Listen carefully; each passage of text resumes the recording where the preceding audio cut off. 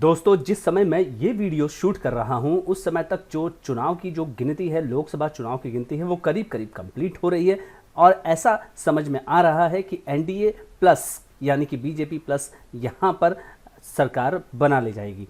लेकिन ये भी क्लियर हो गया है कि भारतीय जनता पार्टी को केवल 240 के आसपास सीटें ही मिल पाई हैं।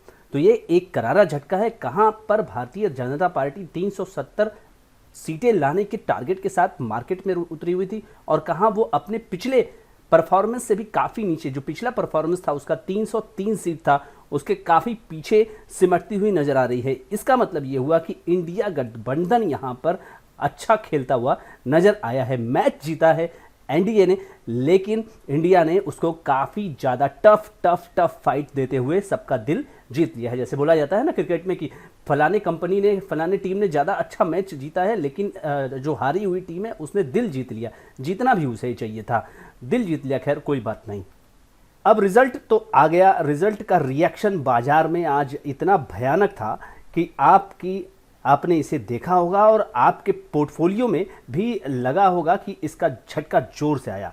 6 से लेकर के 10% सभी का पोर्टफोलियो डाउन होता हुआ नजर आया है। तो पोर्टफोलियो सबके रेड है, सबके जो पोर्टफोलियो है वो एकदम ब्लड बाथ हो रहा है।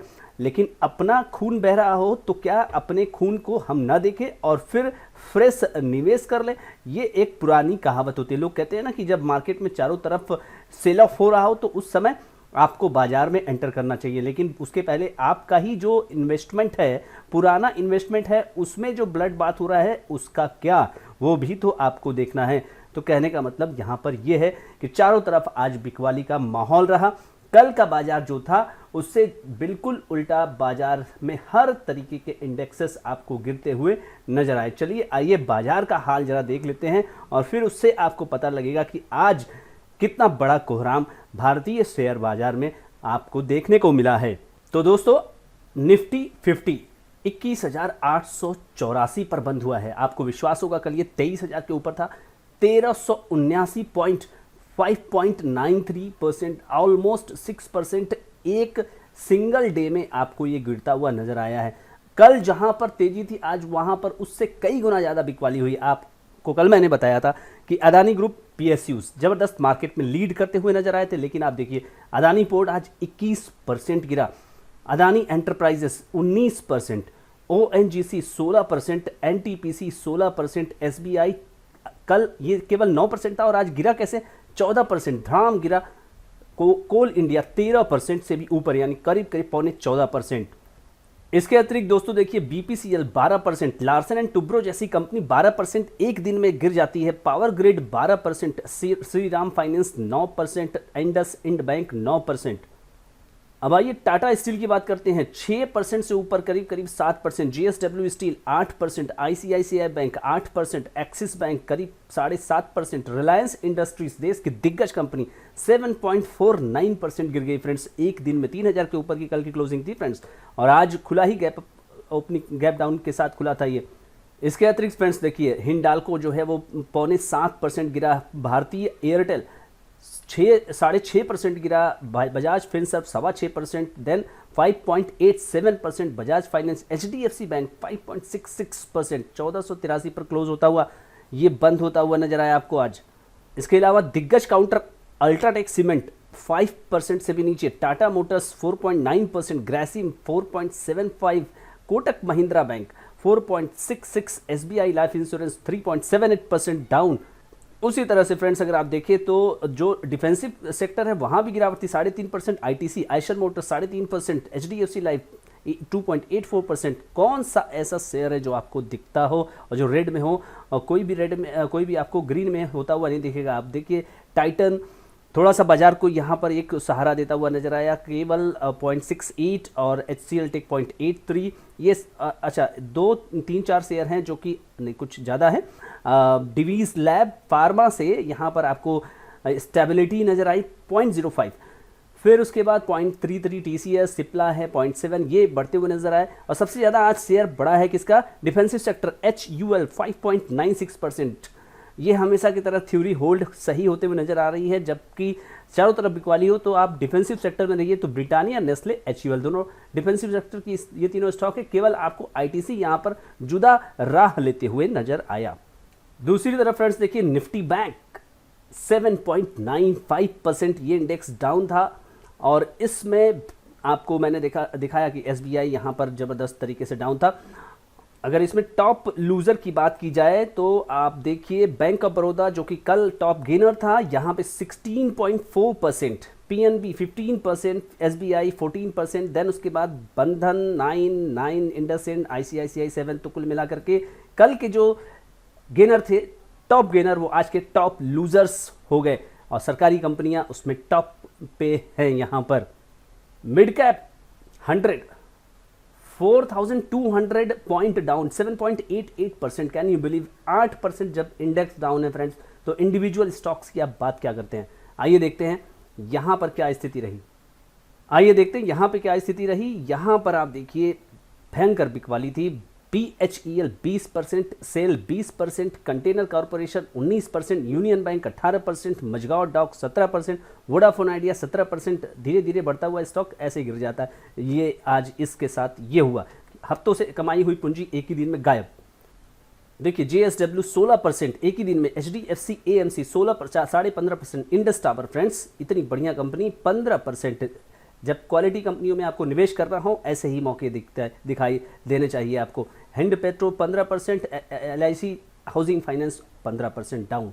अब फ्रेंड्स देखिए यहाँ पर ACC 14%, पतंजलि फूड्स 14%, और IDBI bank 14%, bank of India 14%, SJVN जिसके बारे में ये काफ़ी कहा गया था कि जो है सरकार, मोदी सरकार बनेगी तो ये स्टॉक आपको रखना चाहिए पावर सेक्टर का, ये भी 13% डाउन आज हो गया। तो कुल मिलाकर के टॉप काउंटर्स आपको भयंकर गिरावट के साथ बंद होते हुए नजर आए।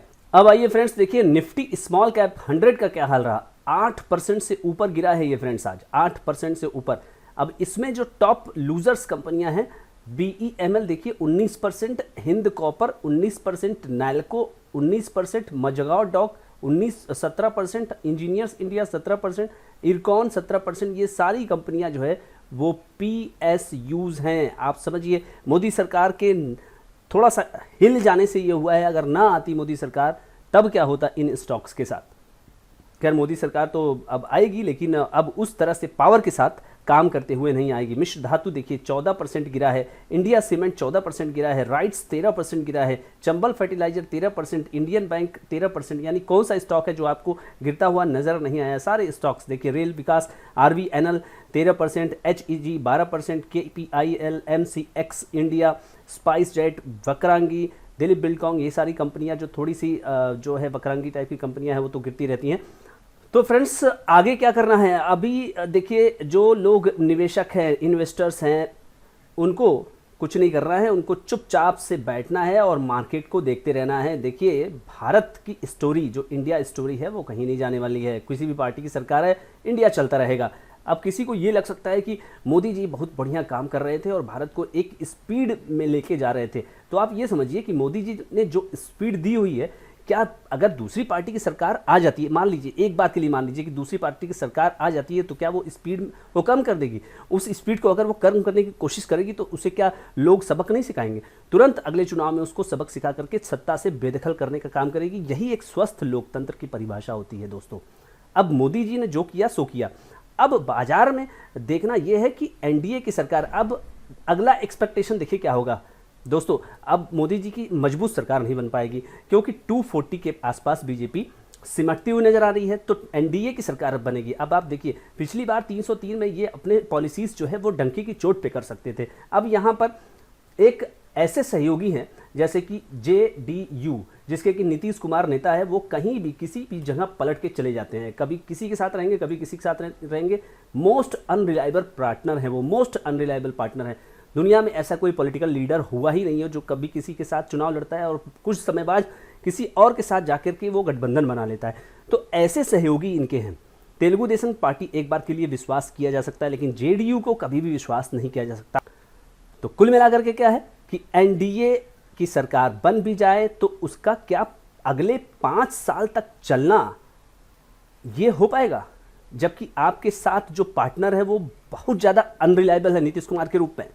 तो ये आपको सोचना है और यही बाजार को ज़्यादा चिंतित किए हुए है। लेकिन 5 साल निकालना होगा। मोदी जी की ये एक अग्नि परीक्षा की स्थिति है, समझ लीजिए। आपने 2014 देखा कंप्लीट मेजॉरिटी, 2019 देखा कंप्लीट मेजॉरिटी, लेकिन अगर आपको अब 5 साल चला के अगर आपने दिखा दिया, विपरीत परिस्थिति में आपने दिखा दिया, तब आप एक अच्छे लीडर माने जाएंगे। और देश को अगर आप इन परिस्थितियों से निकाल करके ले जाने में सक्षम हो गए तो देश के साथ साथ शेयर बाजार आपको लगातार इस तरह की नहीं लेकिन पॉजिटिव तरीके से सलामी देता हुआ नजर आएगा। तो नज़रें अब कुल मिलाकर के दिल्ली में है, किस तरह से अब सरकार बनती है। जब तक कोई नई सरकार नहीं बन जाती, चाहे वो एनडीए की बन जाए और चाहे वो इंडी की बन जाए, तब तक अनिश्चितता देखिए बनी रहेगी। मुझे लगता है कि एनडीए की सरकार नॉर्मली बननी चाहिए और उसके बाद शेयर बाजार एक अच्छे ट्रैक पे आपको जाता हुआ दिखाई दे जाएगा।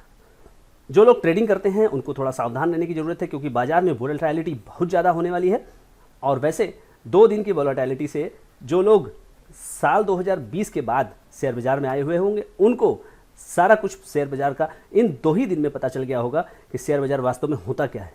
अच्छों को यहाँ पे सबक एक ही 2 दिन में मिल जाता है। तो फ्रेंड्स, आई होप कि ये वीडियो आपकी आंखें खोलने में सफल रहा होगा कि कैसे मैक्रो इकोनॉमिक जो घटनाएं हैं जिनका कंपनियों से कोई लेना देना नहीं है, कंपनियों से कोई लेना देना नहीं है, कंपनी अपना माल बनाती है, माल बेचती है, लेकिन माइक्रो इकोनॉमिक घटनाएं किस तरह से किसी भी कंपनी के मार्केट कैप को खा जाने में सफल रहती है। बाकी आपको अपनी स्ट्रैटेजी इंटैक्ट रखनी है, आपको अपने ऊपर विश्वास बिल्कुल रखना है और बाजार में टिके रहना है, क्योंकि जो बाजार में टिकेगा वही लॉन्ग टर्म में पैसा बनाता रहेगा। क्योंकि आपको यहाँ पे मंदी झेलनी है, तेजी तो सभी जी ले जाते हैं, लेकिन जो मंदी में डटा रहेगा और वही बाजार में पैसा बनाएगा। ऐसा आपने 2020 के महामारी कोविड-19 में भी देखा था। तो फ्रेंड्स, आई होप ये वीडियो आपको अच्छा लगेगा। वीडियो अच्छा लगे तो लाइक शेयर सब्सक्राइब जरूर करिए। Thank you so much friends.